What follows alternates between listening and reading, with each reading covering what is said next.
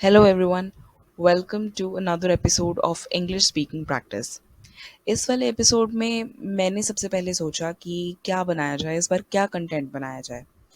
तो जो बहुत कॉमनली मैंने चीज़ें नोटिस करी लोगों के बोलने में, वो ये थी कि वो एक ही शब्द को बार बार अलग अलग तरीक़ों से इस्तेमाल करके अपने सेंटेंस की क्वालिटी को गिराते हुए इस चीज़ को भी नोटिसेबल करवा देते हैं कि हमें इंग्लिश नहीं आती या कम आती है या कॉन्फिडेंस नहीं है। तो उस चीज़ को बेहतर करना बहुत ज़रूरी है, क्योंकि इंग्लिश आपको आती है या नहीं आती है, लेकिन यूज़ कई बार करना बहुत ज़रूरी होता है। जैसे कॉर्पोरेट लाइफ में या किसी आप एमएनसी में हैं, तो आपको इंग्लिश आती है या नहीं आती है, इस बात से कोई मतलब नहीं है। इंग्लिश बोलना वहाँ पर एक नेसेसरी चीज़ है या एक बहुत ज़रूरी चीज़ है, क्योंकि अदरवाइज़ कोई और लैंग्वेज जो है वो यूनिवर्सली यूज़ नहीं होती है।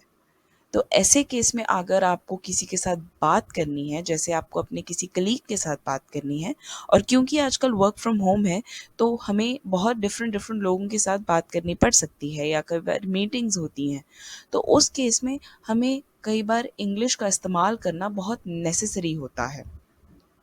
उस केस में एक अच्छे सेंटेंस का इस्तेमाल करने पर एक तो हमें कॉन्फिडेंस होता है, दूसरा हमारी इंग्लिश भी बेहतर होती है, तीसरा इस बात की जजमेंट से हम बच जाते हैं कि इंग्लिश हमें आती है या नहीं आती।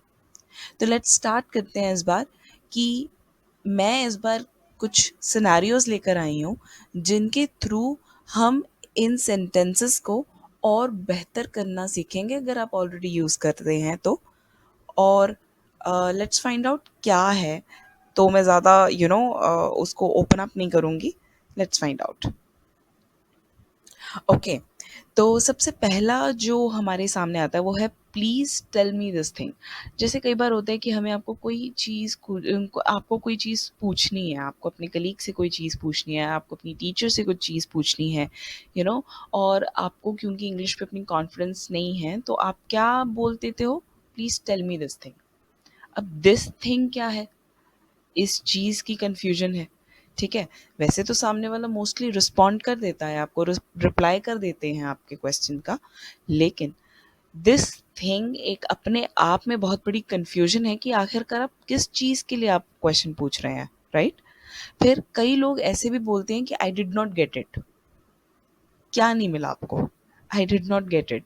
ये एक बहुत ही बेसिक इंग्लिश है, इंग्लिश तो है, लेकिन बेसिक इंग्लिश है जिसका कोई अदरवाइज़ मतलब नहीं है, जिसका कोई मतलब नहीं है, क्योंकि आप एक बहुत ही कन्फ्यूजन भरा शब्द बोल रहे हैं। फिर कई लोगों को मैंने ये भी बोलते हुए सुना है कि आई डिड नॉट अंडरस्टैंड। अब आपने क्या नहीं समझा? अंडरस्टैंड का मतलब कि समझना, राइट? तो आई डिड नॉट अंडरस्टैंड, क्या नहीं समझा आपने? तो ऐसे केसेस में अगर आप अवॉइड करें इन सेंटेंसेस को इस्तेमाल करना तो बहुत बेहतर होगा। अगर आपको कोई क्वेश्चन है, कोई डाउट है, तो उस केस में लेट्स फाइंड आउट कि क्या क्वेश्चंस पूछे जा सकते हैं, किस तरीके से आप अपना डाउट पुट अप कर सकते हैं। वैसे तो टू बी ऑनेस्ट मैंने एक वीडियो बनाई है जिसमें किस तरीके से आप अपने डाउट्स को पूछ सकते हैं, उनको आप फाइंड आउट कर सकते हैं, लेकिन यहाँ पर भी मैं आपको कुछ बेहतर क्वेश्चंस पूछने के तरीके बता सकती हूँ। तो पहले उन्हें चेकआउट करते हैं। ऑल्सो आप मेरी प्रीवियस वीडियोस भी देख सकते हैं, वहाँ पे भी आपके डाउट्स क्लियर हो सकते हैं। ओके, तो पहला तो यहीं पे हमें हमारी स्लाइड में दिख रहा है, वो है may I ask you a question. Okay, तो यहाँ पे आप एक क्वेश्चन पूछ रहे हैं, राइट? आप सवाल पूछ रहे हैं कि क्या मैं आपसे एक सवाल पूछ सकता हूँ, राइट? या पूछ सकती हूँ। तो यहाँ पे आप क्वेश्चन पूछते हुए क्वेश्चन पूछने की परमिशन ले रहे हैं, राइट? तो ये एक पोलाइट तरीका है। इसको इस्तेमाल आप करेंगे तो एक बहुत ही बेहतरीन इंग्लिश का आप इस्तेमाल कर पाएंगे। तो आपकी ओवरऑल वोकेबलरी जो है, जो इंग्लिश बोलने का तरीका है, या आपकी जो वर्ड्स की यूसेज है, जो इस्तेमाल आप वर्ड्स का कर रहे हैं, उन सभी में बहुत ही बेहतरी आएगी। नेक्स्ट है कि can I just ask you one question. तो जैसे कि सामने आपको पिक्चर भी डिपिक्ट कर रही है कि अगर आपको एक क्वेश्चन पूछना, आपको कोई डाउट है, किसी ने कोई बहुत लंबी सी कोई बात बोल दी और आपको कुछ समझ में नहीं आया, ठीक है, तो आप अपना क्वेश्चन पुट अप करने से पहले परमिशन मांग सकते हैं कि can I just ask you a question, one question या अ क्वेश्चन, दोनों ही बिल्कुल सही सेंटेंसेस हैं। तो यहाँ पे आप सामने वाले को बता रहे हैं कि मैं एक क्वेश्चन पूछना चाहता हूँ, तो प्लीज़ क्या आप मुझे परमिशन दे सकते हैं इस चीज़ की, राइट। तो इन दोनों ही सिनारियोज में आप एक ही बात बोल रहे हैं, लेकिन अलग अलग तरीके से बोल रहे हैं और पोलाइट तरीके से बोल रहे हैं, यानी कि बहुत ही प्यार से और बहुत ही रिस्पेक्टफुली आप उस चीज़ को पुट अप कर रहे हैं। नेक्स्ट है कि आई हैव डाउट्स। अब कोई लेसन आपको समझाया गया या कोई मीटिंग हुई, राइट, तो कोई पॉइंटर्स हैं जो आपको पुट अप करने हैं या इन सब चीज़ों के रिगार्डिंग आपके क्वेश्चंस हैं, तो आप वहाँ पे बोलेंगे आई हैव डाउट्स, राइट। तो यहाँ पर आपने एक गेस वर्क वाली इंग्लिश नहीं बोली है कि I did not get it या आई डिड नॉट अंडरस्टैंड, क्या नहीं समझ में आया। आई हैव डाउट्स एक बेहतरीन और बहुत ही सिंपल सेंटेंस है जहाँ पे आप बोल सकते हैं कि मेरे को दिक्कत हो रही है आपकी बात समझने में, तो ये मेरे डाउट्स हैं। तो जैसे ही आप बोलते हैं कि आई हैव डाउट्स, तो सामने वाले से रिस्पॉन्स जो है वो आपको पॉजिटिव आता है, तो आप अपने डाउट्स फिर रख सकते हैं कि जी मुझे ये चीज़ समझ में नहीं आई, राइट। तो ये भी एक तरीका हुआ। नेक्स्ट हमारे पास सिनेरियो आता है कि अगर आपसे कोई डाउट्स पूछे जा रहे हैं तो उन्हें आप आंसर कैसे करेंगे, राइट। तो अगर सामने वाले ने इस तरीके से आपसे डाउट्स पूछने के लिए परमिशन मांगी है, तो आप उनको रिस्पॉन्स में क्या बोलेंगे, राइट।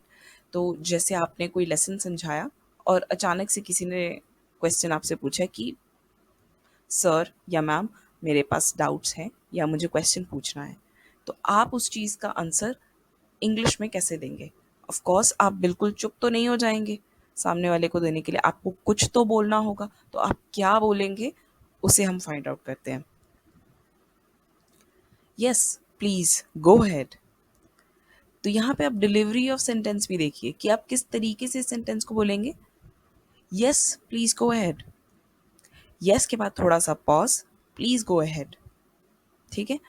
जैसे कि पिक्चर में भी डिपिक्ट किया जा रहा है, प्लीज डू गो ऑन, भी एक बेहतरीन सेंटेंस है दोनों ही सिचुएशंस को हैंडल करने के लिए, राइट। तो ये दोनों ही सेंटेंसेस का आप इस्तेमाल कर सकते हैं। प्लीज़ डू गो ऑन भी एक तरीका है, और यस प्लीज़ गो अहेड भी एक बेहतरीन तरीका है रिस्पॉन्ड करने का एक डाउट के लिए। नेक्स्ट है प्लीज़ कंटिन्यू। अगर जैसे किसी ने आपसे डाउट पूछा, तो आप रिस्पॉन्स में बोल सकते हैं कि प्लीज़ कंटिन्यू या फिर श्योर प्लीज़ कंटिन्यू। ये एक बेहतरीन तरीका हुआ अपने रिस्पॉन्स को सामने वाले तक डिलीवर करने का कि जी आप बिल्कुल बोल सकते हैं। इन सभी सेंटेंसेस का मकसद या मतलब बस इतना ही है कि यस आप बोल सकते हैं।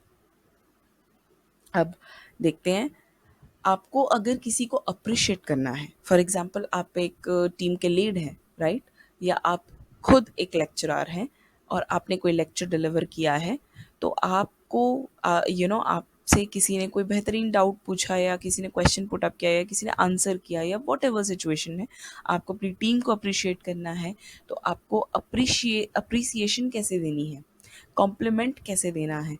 कॉर्पोरेट वर्ल्ड में या टीचिंग वर्ल्ड में या वर्चुअल वर्ल्ड में आप किसी कॉल को रिस्पॉन्ड करते हुए अगर किसी को अप्रिशिएट कर रहे हैं, किसी की तारीफ कर रहे हैं, तो आप कैसे करेंगे। You did such a great job, ये एक बेहतरीन तरीका हुआ बोलने का।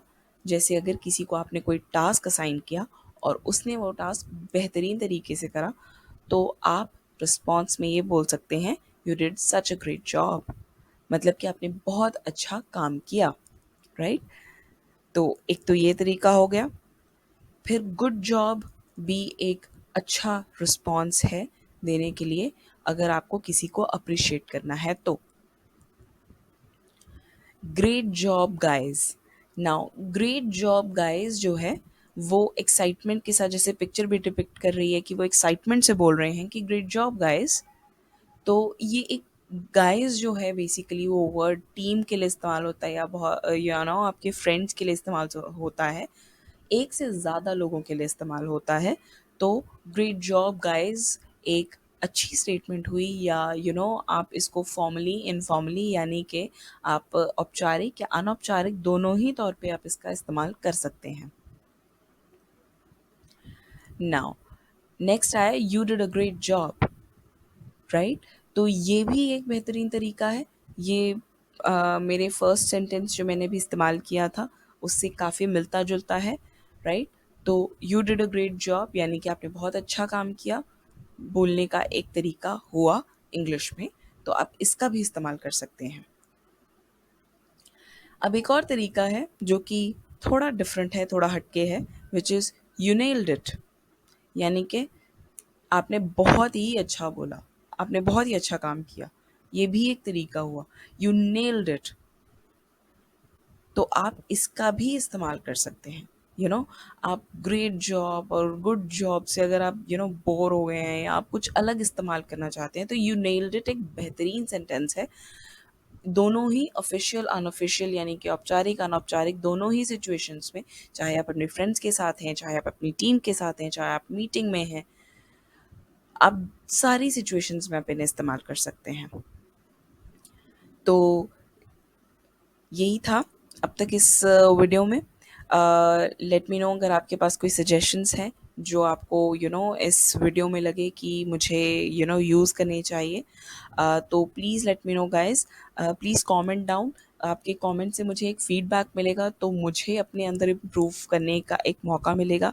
प्लस अगर आपके पास कोई सजेशंस हैं, अगर आप चाहते हो कि उन पर्टिकुलर टॉपिक्स पे मैं वीडियोस बनाऊं, तो please please please comment down. मुझे जानने का बहुत मन है कि मेरे व्यूअर्स को एक्चुअल में क्या पार्ट पसंद आ रहा है और क्या पार्ट नहीं पसंद आ रहा है, या वो क्या पार्ट मुझसे एक्सपेक्ट करते हैं। तो please do let me know guys. Like and share and please please please subscribe to my channel. Thank you so much. Bye bye.